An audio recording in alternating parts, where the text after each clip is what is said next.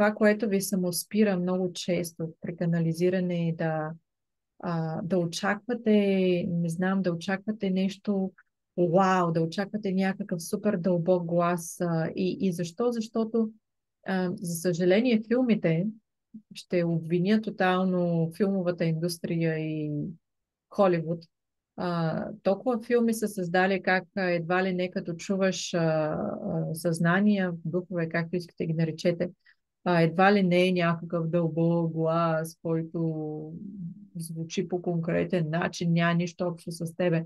Ако направите един филм, в който сложат истината, която истина е седиш и канализираш и всички мисли са абсолютно едно към едно с твоите мисли. Между другото има такива филми. А, най-вероятно нали, няма драма. А във филмите трябва да има драма. В канализирането няма драма. Няма. Канализирането всичко е гладко, тихо и спокойно, мислите си вървят, защото те са това, което ти предава съзнанието. И както Силвито сподели, много ти благодаря за това, че го сподели. Като погледна какво се записва от самото канализиране, това не е твоя изказ, това не са твоите думи, това не е твоя начин на обяснение и на информация. И това е било за теб доказателството, че това е канализиране. Затова не очаквайте дълбок глас. Ако някой дълбок глас дойде при мен, аз ще се стресна и ще бъда 100 км в час. Насякъде другаде, но не и там, където е дълбокия глас. Гарантирам ви. И ако дойде някой с светкавици около него, защото здравей, аз съм Архангел Михаил, с 200 км в час ще избягам директно. Няма въобще тялото да си прибера, изчезвайки с 200 км в час. И слава Богу, нали, не се появяват с светкавици и грамотевици и с дълбок глас, защото това е стресиращо, плашещо е. Те са тихо идващи, съвсем спокойно си те заобикалят или застават пред теб, до теб, леко зад теб и ти казват, тук съм, точно тук съм. Виж, аз съм тук. И добре, че го правят по този начин. Дори и, значи, най-силното мъжко присъствие е на Архангел Михаил и на Архангел Гавраил. В момента, в който дойдат, няма шанс, като се отвориш сетивата, няма шанс да ги пропуснеш. Те са присъствие, истинско присъствие. По-материалното усещане е Архангел Метатрон. Няма шанс да го пропуснеш. Той е директно го усещаш като материално присъствие около теб, когато канализираш.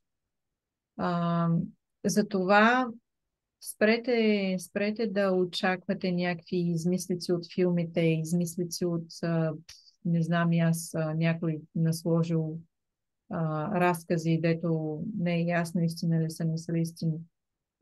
И създайте собствената си истина. И я създайте, искайки доказателства. Така както се уведом.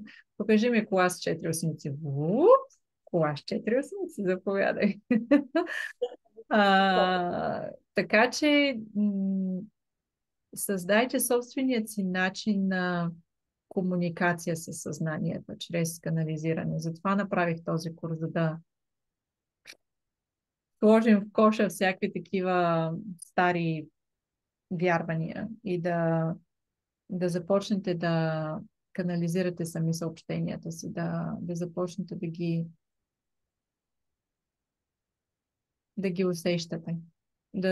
Истински да се забавлявате, така както аз истински се забавлявам с всякакви съзнания, които съм канализирала и знам, че е весело, че имат уникално чувство за хумор, че имат начин на обяснение, което никога не би ми хрумнало въобще.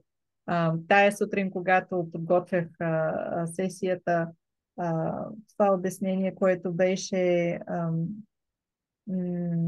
как ние четем и как канализираме.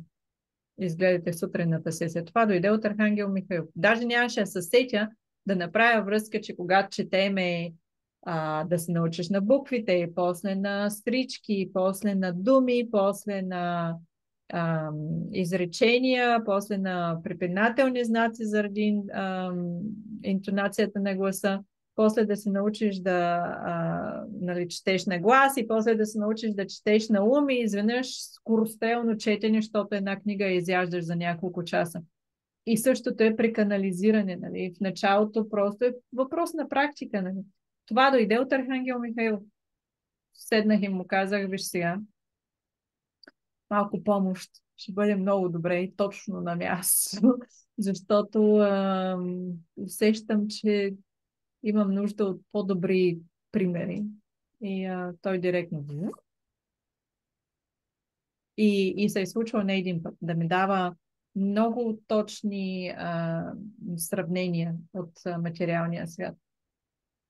Последния път майка Мария беше дошла и беше на предходен курс. На курса Единство. Я бях помолила да... Не, казах всъщност, беше отворена покана на всички архангели на съзнание, с които съм си комуникирала, да ми дадат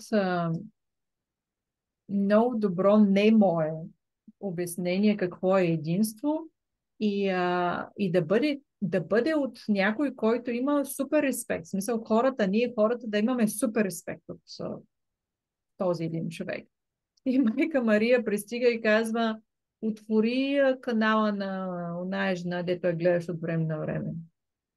Кой канал, коя жена, не е ясно. Оня канал, дето го гледаш често. Отварям YouTube, защото не е често гледам YouTube аз лично.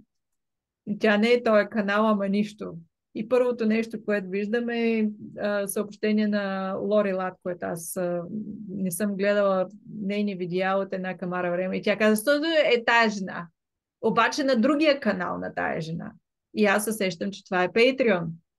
Отварям Patreon, защото съм член на нейната Patreon общност, пък не съм гледала видеа сигурно, не знам, 3-4 месеца. Отварям и тя казва, ето и съобщение. И то е с името канализирано съобщение. От еди си коя си дата. Викам, добре, поглеждам съобщението час и кусур. Аз нямам толкова време. YouTube видеята ги гледам на скорост 2, пускам го това на скорост 2, защото кой има час и нещо. Пускам го на скорост 2, първото нещо, което Лори Лат казва, ще канализирам Питагор. Викам, и хубаво сега, Питагор, математик, що пък не. Въобще не са, тотално съм отплеснала, че аз съм поискала някой, който има супер респект, пък единство, да обясни какво е единство. Изведнъж Лори Лат започва да канализира Питагор, нейно канализиране на Питагор, и Питагор започва да обяснява какво е единство.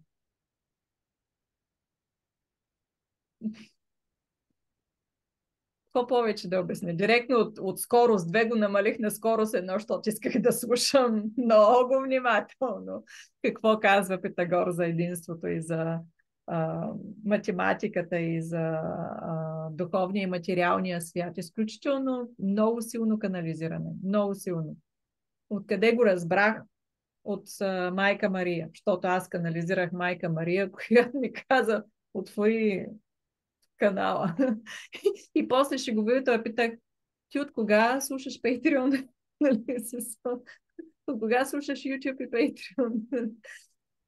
Защото е весело, защото аз не бях влизала там от, не знам, много месеци наред. Канализирането е начин да получавате много съобщения. Много, много прекрасни съобщения, то точно на време.